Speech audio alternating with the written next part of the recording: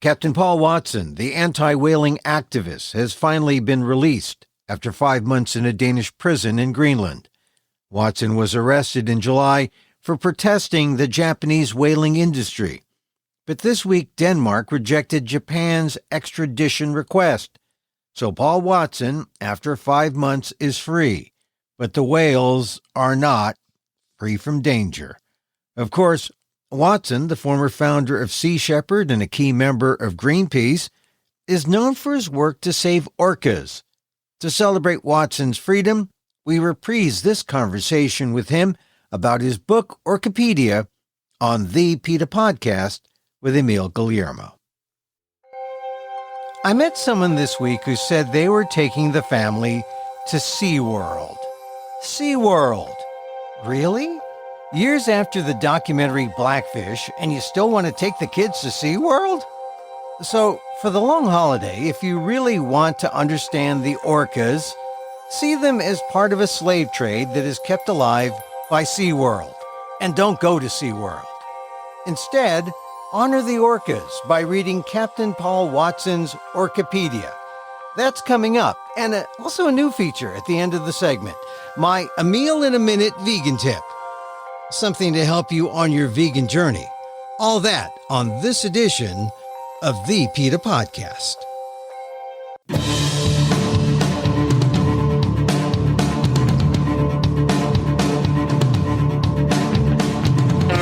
Welcome to the PETA Podcast. I'm Emil Guillermo, your host for this inside look at PETA, the largest animal rights organization in the world. On today's episode, Captain Paul Watson, an original founder of Greenpeace who left it to start Sea Shepherd, famed for its courageous direct actions on behalf of animals. After 50 years on the sea, he now writes books to provoke the public and motivate activists to do more. His new book, Orcapedia, is a register of all the orcas in captivity, and it serves as a rallying call to stop what Watson unabashedly calls a slave trade. PETA actively works to end the suffering of imprisoned orcas, from its campaign to end SeaWorld's cruelty to its groundbreaking lawsuit that alleges SeaWorld violates the 13th Amendment, the constitutional prohibition of slavery. In my conversation with Captain Watson, he talks about the orcas held captive in the U.S. and around the world, including Lolita, who has been at the Miami Seaquarium for 50 years. PETA is suing the Seaquarium to force them to allow Lolita to be moved to a seaside sanctuary in her home waters. And we also talk about the moment that changed his life and why he's dedicated to the animals. But first, the book Orcapedia, written with co-author Tiffany Humphrey. It shows all the orcas held captive around the world, as well as those who died. It's a document of those orcas caught in a slave trade that will make any person think twice before visiting SeaWorld. Here's my conversation of Sea Shepherd's famed Captain Paul Watson about his new book, Orcapedia, on the PETA Podcast. What strikes me about this book is the framework. Everyone knows Wikipedia. If you have a Wikipedia page, you're fortunate, you've done something.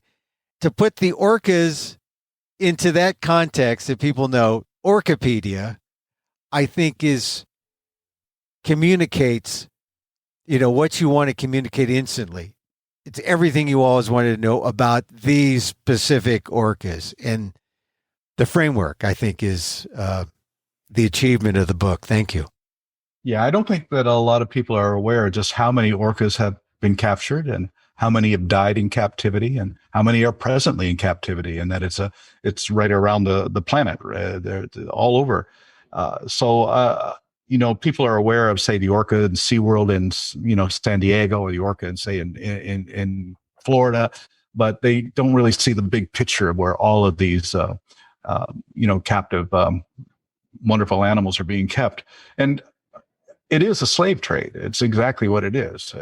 These are highly intelligent, sentient, self-aware beings that we're just bartering and selling for profit and for amusement. Yeah, you say that, and that was going to be my next question, that, people tend to forget because they'll see the orcas at SeaWorld and they say, okay, yeah, we're against SeaWorld. But you put it into context here with this Orcapedia, all the information. And the thing that strikes me is that you write how it constitutes this slave trade. And I think that's something that, again, people don't necessarily take the leap and understand that this is what's happening to these free, wild, these animals in the wild. Now they're essentially in this format, not of their choosing. So just talk a little bit more about the analogy to slave. It's more than just an analogy. It's the reality for these animals. We're pulling these wonderful creatures from their families in various places of the ocean, off Iceland, off of British Columbia, whatever. It's very traumatizing to them. We pull them away from their mothers, and then we put them into a situation with other orcas, which are not even related to them. And in fact, they have different languages, which not many people are aware of. That an orca in British Columbian waters has a completely different dialect than an orca in Icelandic waters. So they're almost like aliens together there. And in many cases, that causes a lot of conflict and that. So it's we don't really think too much about how they think, how they feel, just what they're suffering. People just don't think about that at all. One of the things I find most fascinating is that there's not been a single recorded case of an orca in the wild attacking and killing a human being. It's never happened. But 3 people have been killed by orcas in captivity. And people say, well, why do they do that? And I said, well, just to picture yourself walking through the exercise yard of a maximum security prison full of serial killers. There's some people with some deep psychological problems. That's a risky endeavor. Many of these orcas are seriously mentally disturbed because of the confinement and because of the way they've been treated. And they're not normal. And just interrelating with them is a risky endeavor for the people who are involved on that. They're unpredictable in that sense. And so when they're unpredictable, is that because of where the context in which they're placed, this enslaved sense? Is that what creates this instability in them? Incredible frustration being cooped up in those cells. It's like being in isolation or just with a couple of prisoners in a cell for the rest of your life. And no longer being able to swim freely in the ocean, no longer to be amongst your family. And it's incredibly alien environment that they've been put into. And there's a lot of trauma that's involved in that. I've swum with orcas in the wild, and it was an amazing experience. It was way back in the 70s, but we were in a boat in the Bella Bella Straits in British Columbia when saw a pod of orcas coming towards us. These are transient orcas. And we 3 of us jumped in the water right in front of them. Now, I can tell you, seeing orcas from the deck of a boat and seeing orcas when just your head's sticking out of the water is 2 completely different perspectives. Suddenly, the first thought that comes to me is, these guys eat sea lions, and they're bigger than we are. So and then suddenly the whole pod disappeared. Now, the only thing more stressful than a pod of oncoming orcas was a pod of orcas that suddenly disappeared. Now you don't know where they are. And they surfaced right beside us, so close. I reached out and grabbed, I don't know why I did this. I reached out and grabbed the dorsal of the one that passed me, and he pulled me through the water for 100 meters or so, and then just flipped me off, and I was tumbling in his wake. You don't go up to a lion in the Serengeti and pet it. But here, the most formidable predator on the planet allowed me to do that. Now, I don't think it's because they like us. I think it's because they understand us, that they know what we're capable of. Way back in 1910, some orcas broke the ice under some of Captain Scott's party in Antarctica, and they broke the ice. But when they realized that they weren't penguins, they left. They could have taken them, but they didn't. Again, they're able to distinguish, to determine what is, what they take, because I think they're extremely intelligent. The human brain, it's a 1,700 cubic centimeter organ. The orca has a 6,000 cubic centimeter brain. The sperm whale brain's a 9,000 cubic centimeter brain. And the convolutions on the neocortex area, both the sperm whale and the orca, are far more pronounced than they are on the primate brain. And also, mice to men, we have 3 lobes to the brain, but cetaceans have 4 lobes, and that 4th lobe is almost all associative behavior. Their ability to communicate is way off the charts. Anything that we understand, They know what they're doing. It's no mistake with the way when the orcas it wasn't a confrontation, but when they engaged with you, they knew what they were doing. They're dangerous to predators or to their enemies, but to someone like yourself, they could be indifferent, be nice, and then go on, right? I mean, I think it's because they choose to live in a state of peaceful coexistence with us. That's what they want, because they know what we can do. I mean, we exterminated pods of orcas off Iceland, shot them down with machine guns back in the 60s. They were regularly shot at by fishermen for many, many, many years. When I was in the Canadian Coast Guard in 1969, I had a captain on there who said, we saw a pod of orcas off of British Columbia, and he says, got to watch for those. I've seen those guys eat people like you wouldn't believe. They're the most ferocious monsters on the planet. Well, he never saw anybody get eaten by an orca, but it was just some myth that he's relating, and they embellished and everything else like that. But people were really afraid of them. And so I can tell you in 1975, when I went into the water with the orcas, it was after hearing stories about how they were such monsters. So we were really confronting that fear when we did that. And we discovered something amazing, that they are not the monsters that people perceive them to be. The killer whales are only killers when they have to? Is that it? Out of self-defense, maybe? Yeah, well, they're predators. There's no doubt about that, and but also they distinguish. There's some orcas in British Columbia that only eat fish, and some that only eat marine mammals. The residents orcas eat fish. The transients eat marine mammals. So they're not the same, and they don't actually. They sometimes intermingle, but they don't really work together. So they're like 2 different tribes of orcas, and that. But we've seen them in Antarctica, in the North Atlantic, the South Pacific. I mean, orcas are everywhere. They're not a lot of them, but they're there, and you see them. So let's get back to this point about enslavement, because that's a powerful word. And when you mention it, there'll be some pushback to say, how can you say, you can't really say they're enslaved?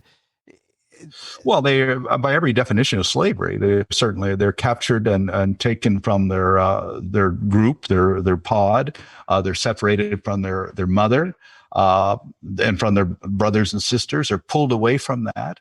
They're taken to an alien environment and forced to serve their masters. And the masters are the aquarium facilities that basically force them to do tricks and to entertain people. So to me, that's the very definition of slavery: being controlled by your masters to do things to make a profit for your masters. Yeah. And especially when you're dealing with highly intelligent creatures. I personally believe that orcas are more intelligent than we are. But of course, a lot of people push back on that and say, I had a whaler in Norway one time. He said, Watson, you say whales are more intelligent than we are. How can you say such a stupid thing? And I said, well, George, I measure intelligence by the ability to live in harmony with your natural environment. And by that criteria, orcas are far more intelligent than we are. And he looked at me and said, well, by that criteria, cockroaches are more intelligent than we are. I said, George, you're beginning to understand what I'm trying to tell you. Yeah. We measure intelligence by hand-eye coordination, the ability to make tools. If a blob of protoplasm stepped out of a spaceship tomorrow, we'd automatically assume it's intelligent, because it has technology, but it's a blob of protoplasm. Yeah. But so to us, intelligence is a tool. Intelligence is a gun. That's what we define intelligence by. But if a dog were to walk into the room, it could tell you who was there yesterday if it was able to tell you, but it knows. Yeah. So these highly intelligent beings enslaved, as you see it. And, PETA has been, our listeners to our podcast know that we've talked about the lawsuit that PETA filed, saying that using the orcas as slaves were in violation of the 13th Amendment to the U.S. Constitution. What kind of lives should orcas be living? Born free, they should live free? If they weren't in small chlorinated concrete tanks, what would the ideal life be? Well, the ideal life is to be free in their natural environment, to do what orcas do. one of the problems, of course, is that some orcas have been born to captivity. What do we do with them because they don't know anything else? And that's where this idea of sea pens came in, is to have large areas, say like cut off a fjord or a bay, and reintroduce the orcas into that so that they can learn how to survive within that small ecosystem, and before they can be released. But we know they can be released, because that was successfully happened, with the whole Free Willy thing and everything. And that Keiko was released and survived in the wild. He died of tuberculosis, but he got that tuberculosis in captivity. Yeah. Not in the wild. So it wasn't anything in the wild that killed him. But see, the aquarium peoples they're going, well, see, we released him and he died. Yeah, a year later of a disease which he contracted while he was in captivity. That certainly is an indication that they can't fend for themselves. See, this is one of the great things about your new book, Orcapedia, A Guide to the Victims of the International Orca Slave Trade, that you co-wrote with Tiffany Humphrey. I'm looking at Makayo, and I guess I'm attracted to Makayo because we have the same birth date. And then I'm looking at Makayo, and I see that he's at SeaWorld. And he was born in captivity, Makayo.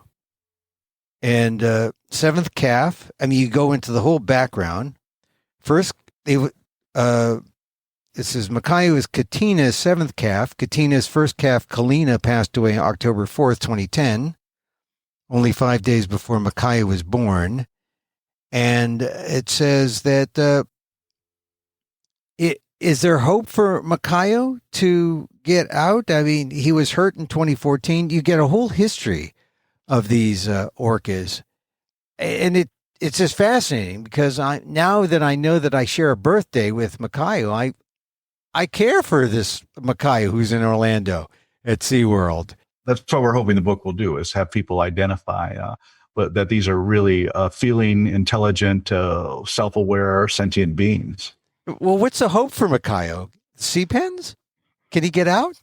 I think that the sea pen is a transition to captivity. And what we do, for instance, we know what the dialects are. John Ford's work with studying orca dialects has demonstrated we can tell from an orca in captivity where it came from, whether it came from Iceland, whether it came from the West Pacific Northwest. And therefore, we should look at reintroducing them into the area where they were originally came from, so that they can be reconnected with their pods. Orcas have incredible memories. I'm sure that they would be able to, bring any of these individuals back into the pod if given the opportunity to do that. It wouldn't be difficult to take an orca that's been in, say, Orlando and bring it back to the Pacific Northwest? No? Well, that would be the thing to do. Yes. Is if it's from the Pacific Northwest, we set up a sea pen in the Pacific Northwest for maybe a year or two, and also put that sea pen in a position where it's in the pathway of orca pods. So therefore the orca within the sea pen can hear the orcas on the outside and see how they respond. And the ones on the outside can hear the one that's in the sea pen. And that would be the first step to reintroduction to the pods. So, all right. So, I like I said, I mentioned Makayo. He happens to be in captivity. I'm concerned about him. Your book starts out with the famous ones, and Keiko, of course, people know. Tilikum, people know. They're all featured here. But I'm particularly moved by Lolita, who was stolen from her family in 1970 off the coast of Washington and has been held in a 35 by 80 foot tank for 50 years.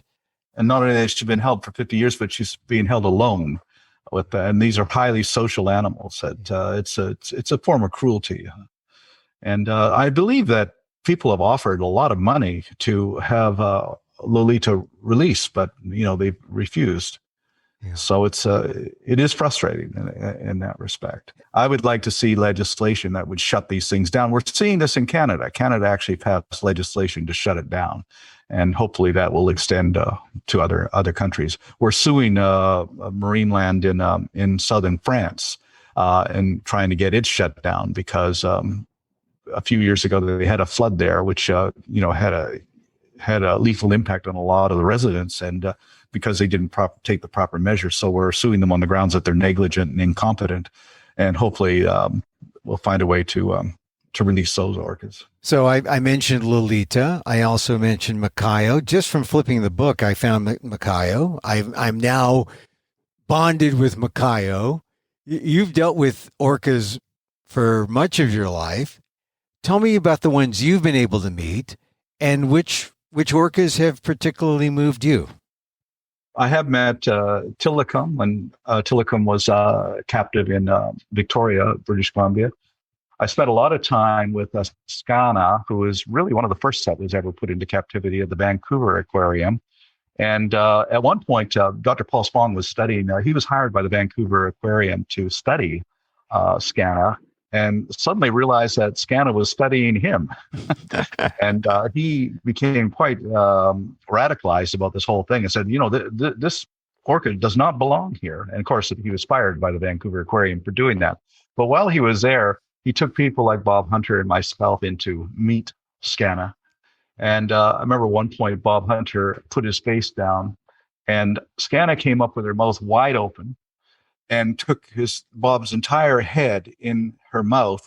Then her teeth touched the sides of his head, just gently, and then pulled back. And what Paul Spong said to Bob Hunter was, "That's her showing that she trusts you, and also as seen if you trust her." Yeah. And so I've had that experience in the wild with an unnamed orca, because they don't have names, but, of actually having my hand go over the teeth and onto the tongue, where you could literally lose your hand, but the orca didn't take my hand.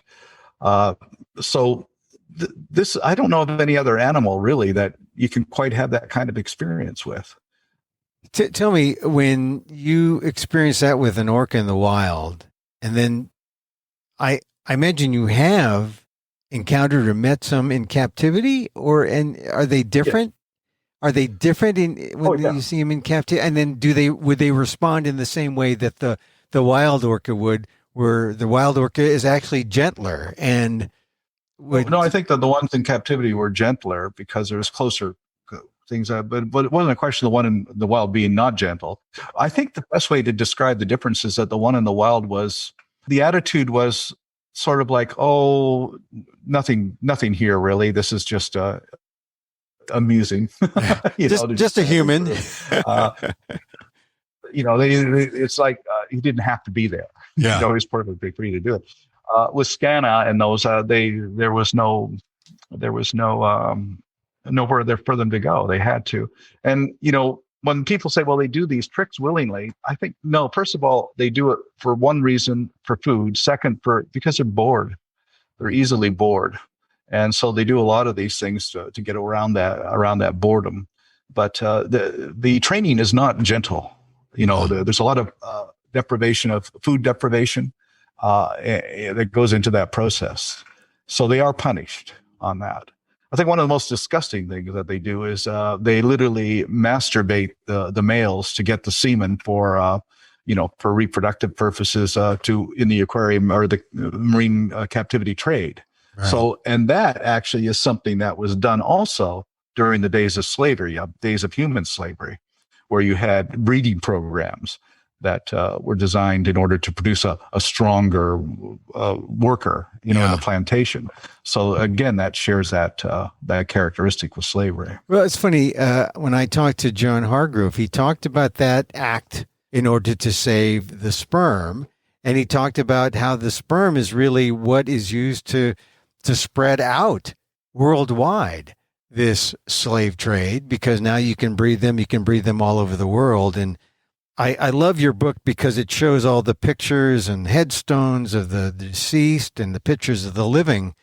But the picture that got me the most was the map of the world, to show where all these places are that have where the orcas are held captive.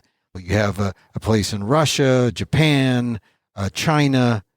They're in France and Spain. how do we stop this? I mean, I guess we have to. Can we control the sperm or the reproductive means to breed, or how do we stop this from going on in that way? Well, now that we have Canada and India, places that have are actually having legislation to stop this captivity, hopefully that we can get that the United Nations involved to have international regulations, to shut it down on the grounds that it's immoral and that it's also it's destructive ecologically. We're actually taking these animals out of their ecosystems, but also the lifespan of an orca is pretty much similar to the lifespan of a human being. And but once in captivity, their average lifespan is much lower. Lolita is actually an exception to the rule. She's been there for 50 years. But if the ones that are born in captivity is very high mortality on the newborns. But if they get to past 30, they're doing pretty good. But it's not a healthy system for them, and it kills them. Over 200 of them have died in captivity, way before their time. Yeah, the headstones in the book are really, they're very emotional to see them, and some of them have names. Many of them have names, but a lot of them have no names. There's a lot of unnamed orcas that you also have a headstone for. What is it like when you go through the headstones and see all the orcas who have died in captivity? Well, I remember the ones that I knew that had died on that. I remember Scanna when she died. What they wanted to do there was so disrespectful. The first thought was, well, let's just sell her to a dog food company. And make dog food out of her. And of course, a lot of public protest against that, and they ended up burying her at sea. But because to the captivity industry, they're just a commodity. That's all they are. They're just commodities. They don't really give much thought to the fact that these are sentient, thinking, emotional, feeling beings. They just don't. Detail the complicity of SeaWorld in this orca slave trade. If SeaWorld was not a part of this, would it still exist? Would it be minor? Would it be small? Or because SeaWorld is such a corporate entity with not necessarily unlimited funds, but they have, a large amount of funds that they protect for their shareholders, but they insist that this is their trade. So detail the complicity here of SeaWorld in keeping this going.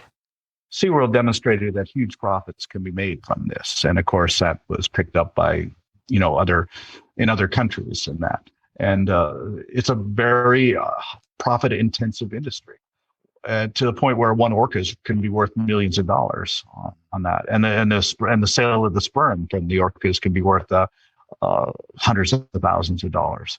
So it's SeaWorld, I think, has contributed greatly to the success of the industry overall globally. But also, who else are complicit? All of us who actually buy the tickets and sit there and watch this without really giving much thought to what the suffering of the creatures that we're watching. And I think all of us at some point were guilty of doing that. And we didn't think too much of it at the time. I say, occasionally younger people will respond and say, well, they think that there's something wrong with it, but they really can't put their finger on it and that. But it's like the whole concept of zoos really it's just disrespectful and demeaning. Not many realize that the comparison back in the 1920s, they used to go into, say, mountain gorilla colonies, kill all the adults, and just take the babies off to the zoos. And they do this with a lot of animals, kill off the adults and take the babies off to the zoos. Well, this is what they were doing with orcas for a long time. It's certainly what they're doing with dolphins right now in Taiji, Japan, for example. Kill everything and just take the select ones for the aquarium trade that they're doing. And so the comparisons are really there. I'm sorry, Paul, but what do they accomplish by doing that, by killing all the others? I don't know. I never really understood the logic behind it. I know in Taiji, what they do is They go in, they round up the dolphins. They say this one and this one is worth $200,000 for the marine aquarium trade. So we're going to keep those ones, kill the rest, and we'll sell the meat off to to whatever, dog food or whatever anybody wants it for. So it's just the Taiji dolphin drive would not exist without the marine aquarium industry. There's not enough money in killing dolphins for the meat. The money is with the aquarium industry. Yeah. And so that's what carries it on. And a lot of people don't realize too that back in the 20s in Belgium, that they had people in zoos. People were taken out of the Congo and put in zoos on exhibits. And you actually have photographs of people going to the zoos and trying to feed the little, black children in the things. I mean, it's amazing that, what we've endured in this kind of sick trade. And of course, we're getting better and better. I mean, we don't do that anymore. Well, we don't kill off mountain gorilla adults to get the babies anymore. Yeah. But, it's still there. Paul, when you mentioned the Congo, in the 20s, well, here in America, 1904, the World's Fair, and it happens with colonized people. The Americans were going into the Philippines, my forebears, my ancestry, and they brought Filipinos from Mindanao, from all the different provinces, brought them to the World's Fair in 1904 and put them in essentially a human zoo. Yeah. 1904. It was there to sell imperialism to the Americans. We must save these people, right? They need our help. And it's a way they certainly killed a lot in the Philippines in the process. Oh yeah, as a result of the Philippine-American War, nearly based on some accounts, up to 1 million people, and not directly from the war, but from the famine and from all the things resulting. It just seems that we just never learn. I mean, your example from the Congo, the gorillas. And now what we're doing to the orcas, it seems that the empathetic way doesn't seem to be working very much. I think also the problem is with humans is that we have this, I call it a collective form of mass psychosis called anthropocentrism, this idea that we're better than everything else, we're dominant over everything else, that we're apart from everything else. And as long as we have that attitude, we're going to continue to, commit these atrocities. We have to go back to what we originally were many, many thousands of years ago, of having a biocentric point of view, which a lot of indigenous people have today, which is this understanding that we're part of everything and that we have to live in harmony with all other species, and that we're not better than them. In fact, in many cases, we're not even as important as them. I mean, we couldn't live on this planet without worms, trees, bees, and fish, but they can certainly get along without us. So, in that respect, they're more important ecologically than we are. Well, the harmony issue, back to what you were saying about the intelligence of the orcas, living in harmony with their environment and with peacefully coexisting. A lot of people know you from the television show and from your direct action. Are you still doing that? What kind of direct action do you continue to do today? Why was it important to do such direct action? Could what you want be accomplished be done without it? Or was it just necessary at the time? Well, I was a founding director for the Greenpeace Foundation, which is protesting. And I came to the understanding that protesting was too submissive. It was like, please, please don't kill the whales. And they do it anyway. And all we did was hang banners and take pictures. So I set Sea Shepherd up to intervene. And so that's what we do. We're an interventionist, anti-poaching organization. And the strategy that we develop is, I call it aggressive nonviolence. So we don't injure anybody. In 42 years, we haven't. But we have saved, literally hundreds of thousands of animals and shut down hundreds and hundreds of illegal operations.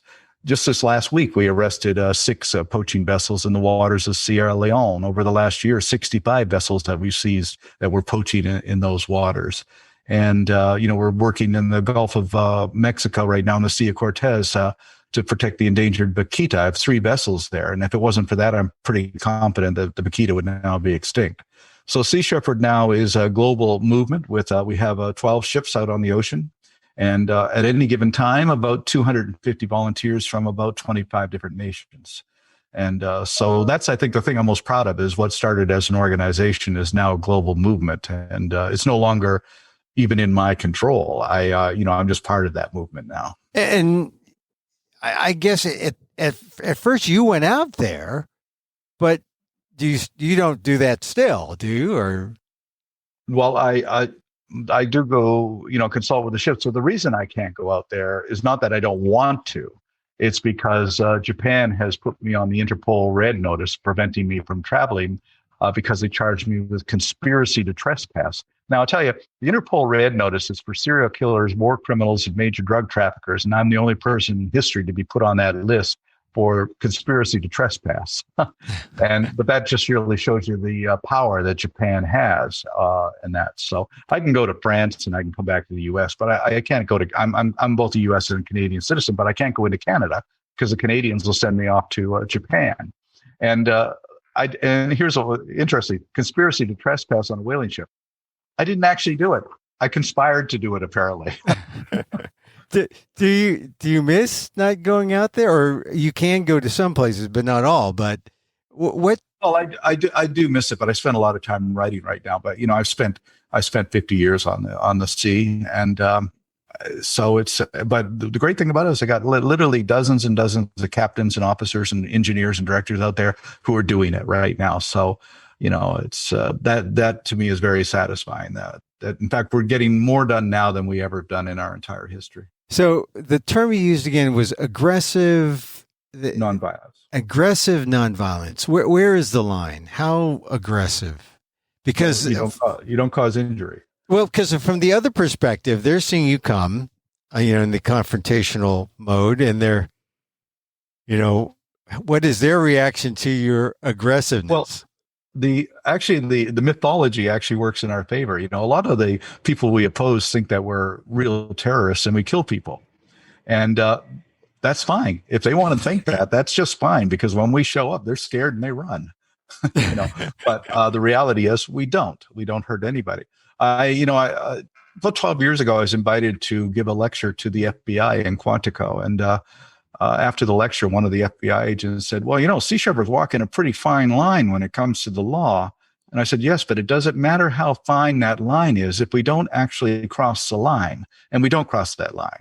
We operate within the boundaries of the law and within the boundaries of practicality. And our opposition are criminals. These are poachers. These are people who are doing illegal things. And they said, well, you destroy property. Yes, we do. We confiscate fishing gear, and we've sunk ships and everything, all which are engaged in illegal activity. And to me, that is aggressive nonviolence. If a poacher is about to shoot an elephant, and you walk up and smack the rifle out of his hand and break the rifle, that is an act of nonviolence. You're preventing the killing of a sentient being by the destruction of a non-sentient object. That is a definition of aggressive nonviolence.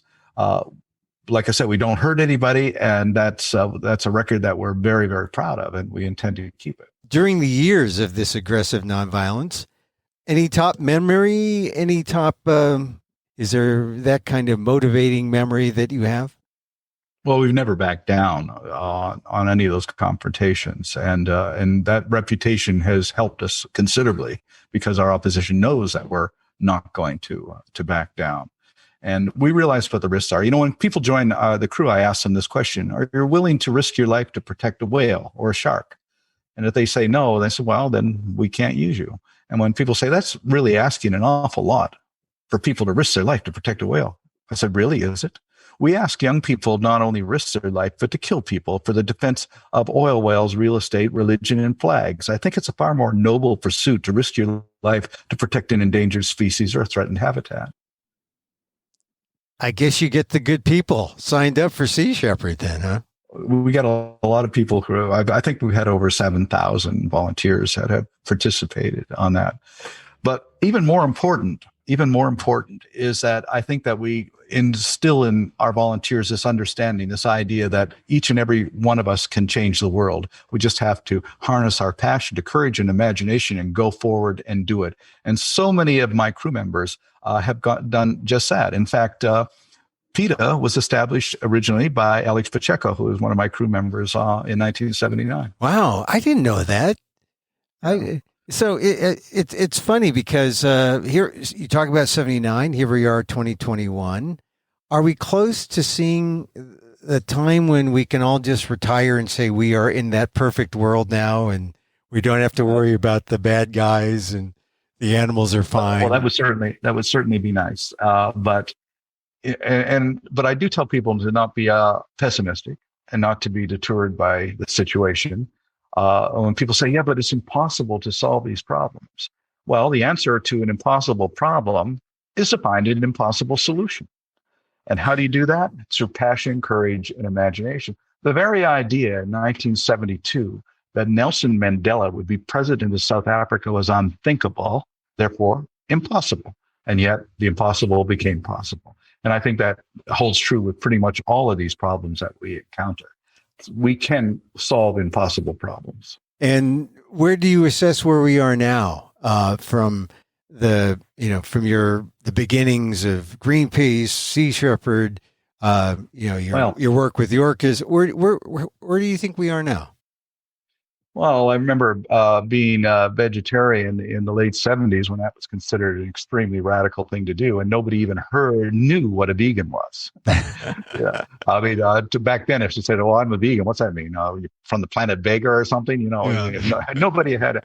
The vegetarian, then the vegan movement is the fastest growing movement on this planet. I mean, it's amazing what has been accomplished and how it's evolved in just 40 years. It's incredible. And it's getting more and more people are being recruited into this. And more importantly, they're being recruited by an understanding that this is what is right, not only right for respect for animals, but also right for the planet.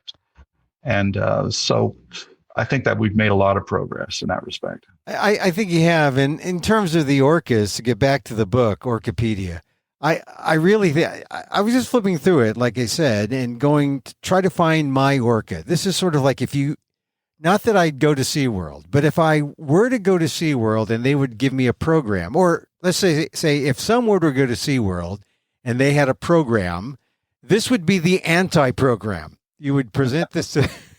Well, I do know they don't sell that book in SeaWorld. Well, this would be the great anti-program that a tourist could have and say...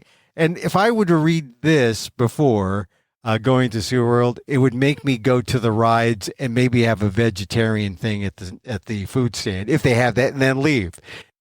Yeah, I think a lot of the people who go to these marine captivity facilities today and as spectators, and they really don't give it much thought, but they're really no different than the people who used to go to freak shows in the 19th century and without any concern or empathy for the people who were in those shows, who were deformed or had problems and everything like that.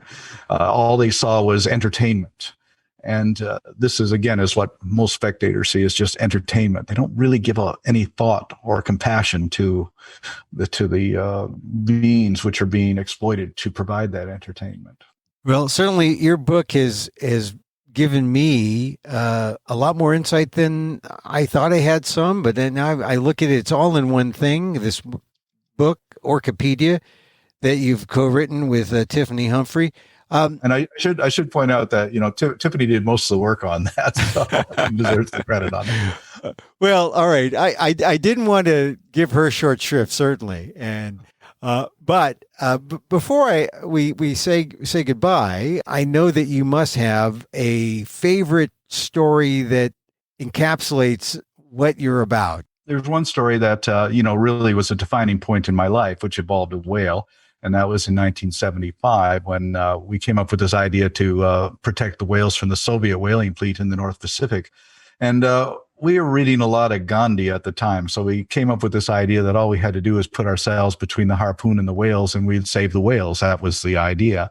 And so in June of 1975, Bob Hunter and I were in a small inflatable boat in front of a Soviet harpoon vessel that was bearing down on us at full speed. And in front of us were 8 sperm whales that were fleeing for their life. And Every time the harpooner tried to take a shot, I would block the path of the harpoon. And this worked for about 20 minutes until the captain on the Soviet vessel came running down the catwalk, and he screamed into the ear of the harpooner, then brought his finger across his neck like that and looked down on us and smiled. And that's when I realized Gandhi's not going to work for us today. And a few moments later, there's an incredible explosion, and the harpoon flew over our heads and slammed into the backside of a female in the pod, and it exploded. And she screamed. It didn't even occur to me that a whale would scream. And she rolled on her side in a fountain of blood. And suddenly, the largest whale in that pod slammed the water with his tail and dove. And he swam right underneath of us, threw himself out of the water straight at the bow of the Soviet vessel. But they were ready for him with an unattached harpoon, pulled the trigger, hit him point blank range in the head. He screamed back, rolling in agony on the surface. And as he did, I caught his eye, and he looked straight at me. And then he dove again. And this time I saw a trail of bloody bubbles coming at us real fast. And he came up and out of the water so that the next thing was to come crashing down on our small boat. And as his head rose up out of the water, I could see his eye right there. It was only a couple of feet from me, so close I could see my reflection in that eye. And what I saw in that eye is what changed my life forever. I saw understanding. The whale understood what we were trying to do, because I could see the effort he made to pull himself back, and he began to slide back into the sea. I saw his eye disappear beneath the surface, and he died. Could have killed us, and he chose not to do so. So I personally owe my life to that whale. But I also saw something else in that eye, pity, not for himself, but for us, that we could take life so thoughtlessly, without any, empathy at all. And as I sat there in this little rubber boat in the middle of the Soviet whaling fleet and the sun was going down, I said to myself, why are they killing these whales? They don't eat them. Sperm whales are killed for oil, spermaceti oil, which is highly prized for high heat resistant lubricating oil. And one of the things that was mostly prized for in the Soviet Union was as a lubricating oil for the construction of intercontinental ballistic missiles. And I said, here we are, destroying these incredibly beautiful, self-aware, sentient creatures for the purpose of making a weapon meant for the mass extermination of human beings. And that's when it hit me. We're insane. We're certainly ecologically insane. And from that moment on, I said, look, I don't do this for people. I do it for them. And I know 10 years later, we sank half of Iceland's whaling fleet in Reykjavik. And a former colleague from Greenpeace, he approached me. He says, what you did in Iceland was reprehensible. It's unforgivable. And you're an embarrassment for the whole movement. And I said, so?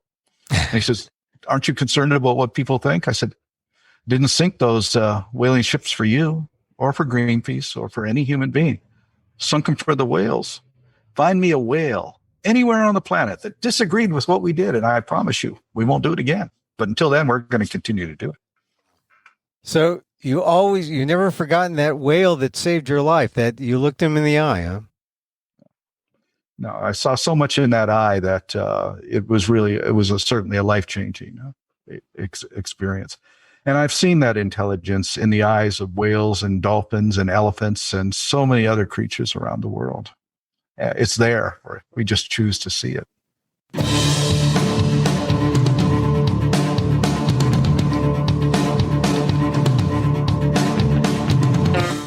Captain Paul Watson, the Canadian-American marine conservation activist who founded Sea Shepherd in 1977. His new book, co-authored with Tiffany Humphrey, is called Orcapedia, published by Groundswell Books.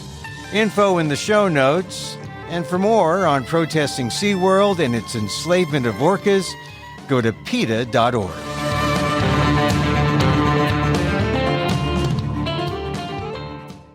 And now this. I've been vegetarian for decades, but vegan since 2003, and more seriously a vegan, meaning a no-oil vegan, since I became certified in whole food plant-based eating 2 years ago. I was introduced to the world of Dr. T. Colin Campbell, author of the China Study, which really opened my eyes to being a better vegan by eliminating oil. In the China Study cookbook written by Campbell's daughter Leanne Campbell, there's a dietary nutrient composition chart from a European study that's been ongoing for more than 20 years.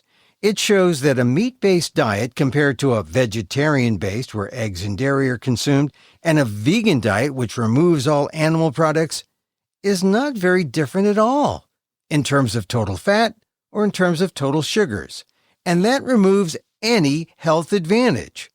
What makes a difference? A whole food plant-based diet with no added fat and no added sugars.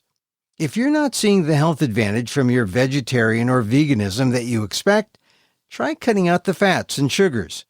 Studies show it makes a difference. But remember, even if you're a regular vegan, you're still doing wonders for the animals. And that's my Emil in a minute or so to help you be a better vegan on the PETA Podcast.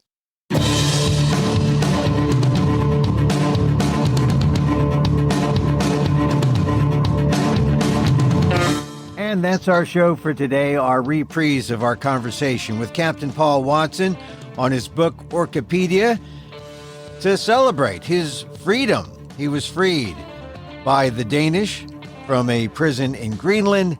They refused to extradite him to Japan, but once again, the whales aren't free. So remember Paul Watson. Let's see what his next move is. But that's our show for today. Thank you for listening. Don't forget to send a link of this show to your friends. Tell them you like the PETA Podcast. You can contact us at PETA.org. You can find me on X, a.k.a. Twitter, at emilamok, EMILAMOK. See my vlog at amok.com or see my work at patreon.com/emilamok. You can also catch my columns on substack.com/@emilamok or see this podcast on YouTube at emilamok1.